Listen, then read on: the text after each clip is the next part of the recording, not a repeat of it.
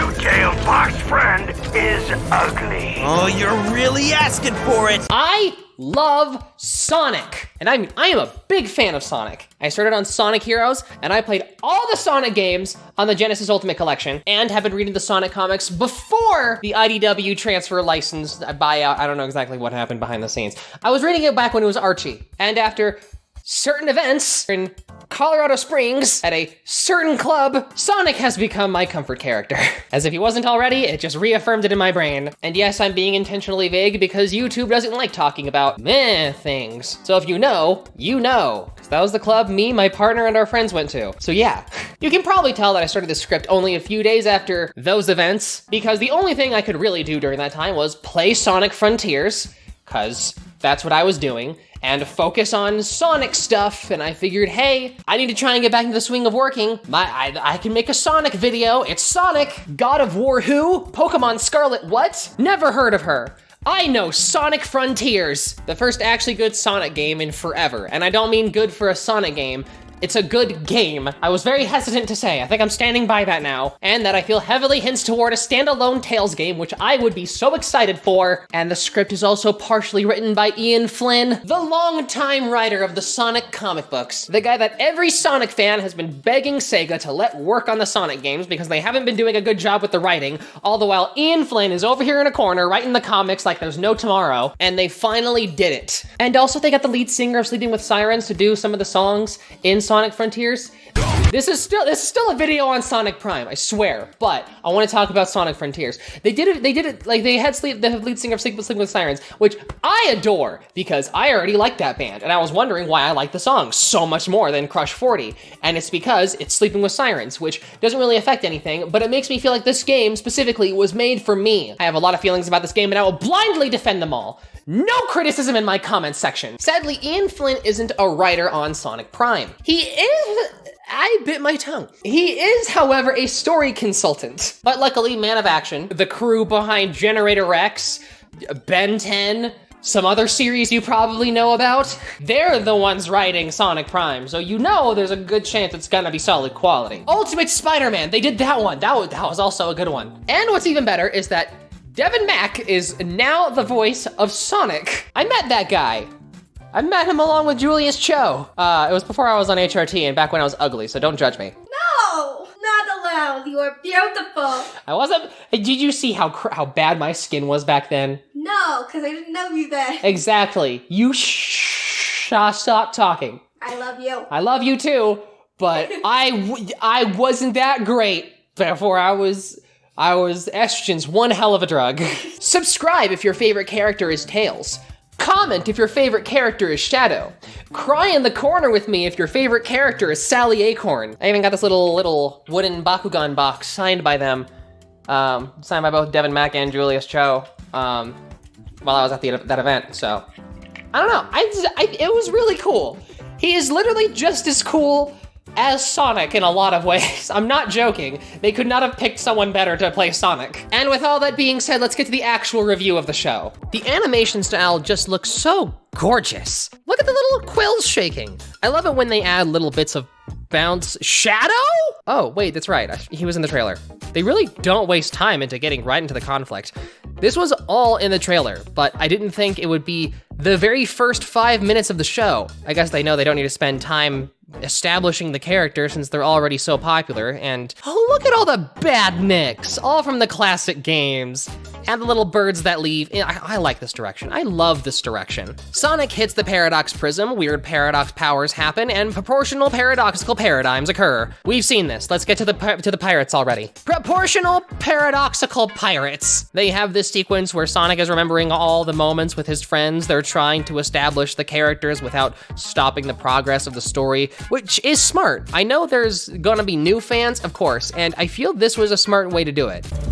Why can't I remember how I got here? Okay, I'm not crazy about the amnesia thing, but I'm willing to see how this goes. What is going on here? Are you wearing pants? Yup, Sonic acknowledged it.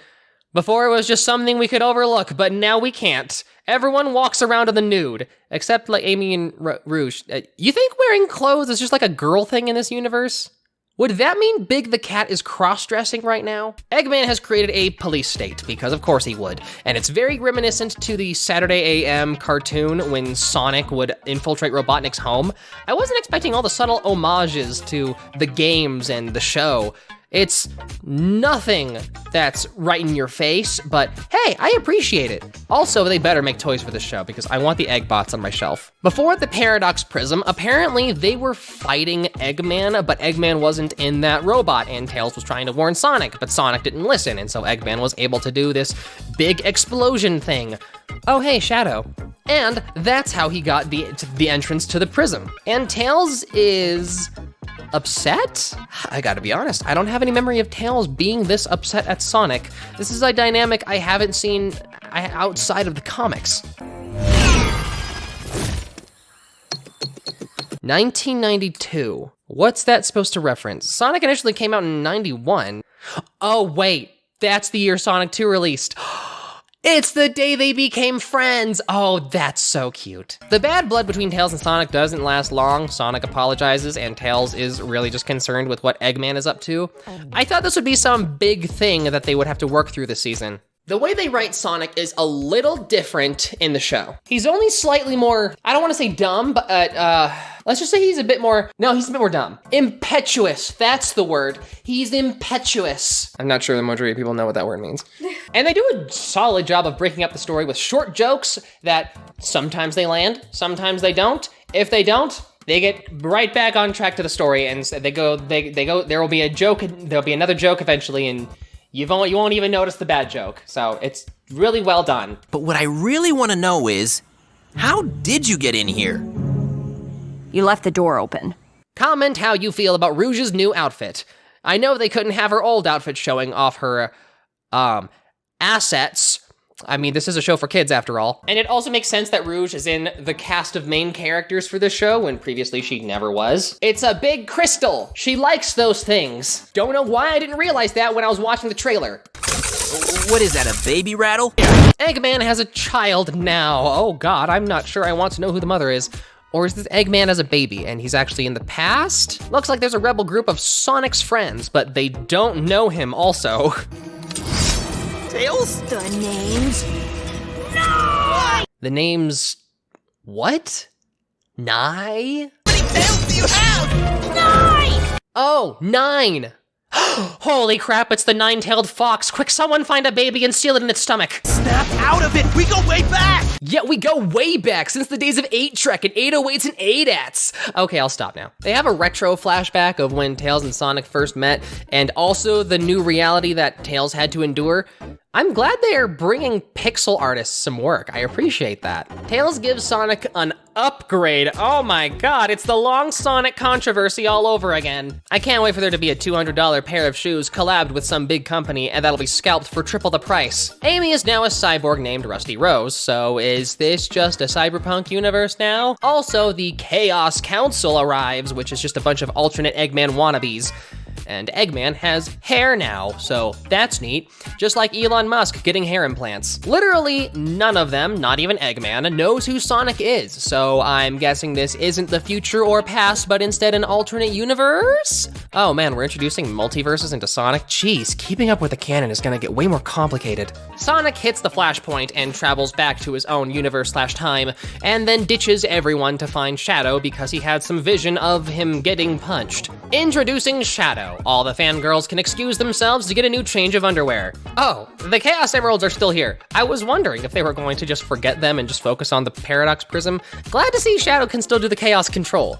And now we see things from Shadow's point of view. And by the way, he roller skates. They're Air Jordans? shoes. Oh. Well, that's cool too, I guess. I'm surprised at how they're doing the thing where they go through the same events but through other people's eyes. It mostly surprises me because if I were a little kid, this sort of thing would really confuse me. I was always a stupid kid, not very bright, but I also get the feeling that this show was made with older fans in mind, but made appropriate for little kids, which makes sense. I don't know the demographics or analytics of modern Sonic franchises, but if I had to guess, a solid chunk is the older fan base with the hopes of getting younger fans in.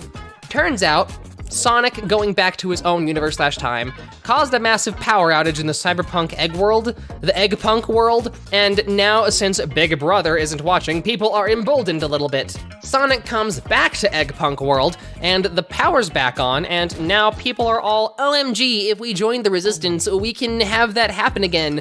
So now we pick up where we left off. I will admit, the excessive amount of times that Sonic says or references chili dogs is really annoying. I expected it once, maybe twice, but oh my god, I'm only on episode 2 and I'm sick of it. Who would have imagined the places I'd go, or the chili dogs I'd eat when I got there? The Resistance comes to break Sonic and Tails, or 9, out, so we good. Is it just me, or does the Chaos Council give you, like, Deadly Six vibes? Can we appreciate how vivacious these action sequences are? Like, all this shifting camera angles, how it flows from one character to another seamlessly, how it's all easy to read, mostly how it flows from one character to another in order to give you, like, the full breadth of combat. I think that's pretty awesome.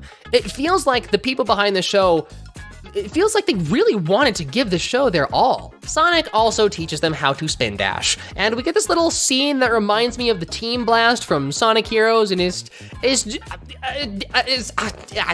good. They managed to get Sonic to the core, but it's just a sliver of the Paradox Prism, which means the job's not done. Sonic remembers that he's the one that broke the prism, shattering them into different dimensions, and he realizes that he's the reason all of this is happening, and also realizes that he's been kind of a butthead who doesn't listen to his friends when they tell him to slow down and think for a second. The prism's shard slurps him up. Okay, weird. New jungle dimension. Honestly, I adore how Rouge looks. Don't judge me.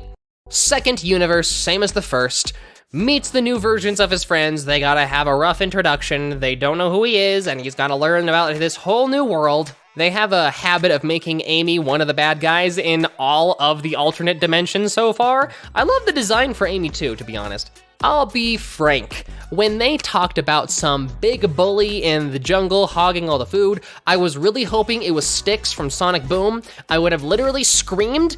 Anyway, Sonic is nice to animals, so Jungle Amy gets a little soft and talks about scavengers destroying the jungle and how she's taking back the jungle. They find the shard, but Sonic isn't sure about touching it, otherwise he'll just get slurped up again, and then Jungle Amy steals it, because of course she does. We can't jump from this world to the next already. We gotta make sure we use these character models. Throughout the show, the palm tree, this one specifically, is the thematic epicenter of the show and their friends, which could be interpreted as a lot of things, you know, friendship, home, familiarity. I'm leaning more towards the theme of home, and it's recurring throughout the show. In every world Sonic goes to, he finds that palm tree specifically acting as a constant in an unfamiliar land. It's the tree that binds us all together. They'll starve. If that's what it takes to save the jungle. They are literally 4 people. I don't think them taking some extra fruit off the trees is going to kill the entire jungle. I appreciate you wanting to protect nature and all, but they are literally animals. You guys are part of nature. The jungle segment isn't as compelling as the previous world. He breaks her hammer. There's light again. She realizes she messed up being super crazy, but then again, it's Amy, so being overly obsessive isn't anything new. And she realizes that plants need light to survive. So creating a canopy is hurting the jungle just as much. Oh, wow, okay. So they were literally just deforesting. Okay, I'm on Amy's side. That makes sense.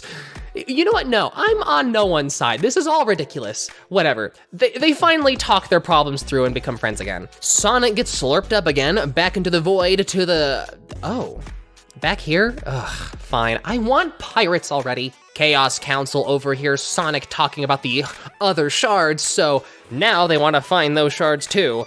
Apparently 9 just stole the shard and didn't give it to the rebels, so no one knows where he is now. Kinda crappy, to be honest. The palm tree again. Wow, a symbol of hope. Blah, blah, blah. Touching moment where Sonic realizing he's selfish and needs to cut the jokes and help people. 9 shows up to fight. We could really use some backup. Whoa, where are we going? I opened a portal. We get a really cool final boss looking robot that's in classic Eggman fashion, and there better be a toy of it. I swear I will dump all my money into this. Please, I want that on my shelf. You know, it was pointed out to me that Netflix has a little problem when it comes to how their shows aren't really all that great for merchandising. Stranger Things? Sure, I guess I would like to collect normal children. Disney Plus has Baby Yoda. So all I'm saying, I mean, like, it's also Star Wars, but like, come on, Baby Yoda was a merchandising machine. All I'm saying, Netflix, is that you got Sonic now. I mean, yeah, and also Wednesday. You're right. I guess, yeah, that would be really good for like fashion and clothes. You got a point. The goth kids are going wild. Seems like a great merchandise juggernaut you have in your corner.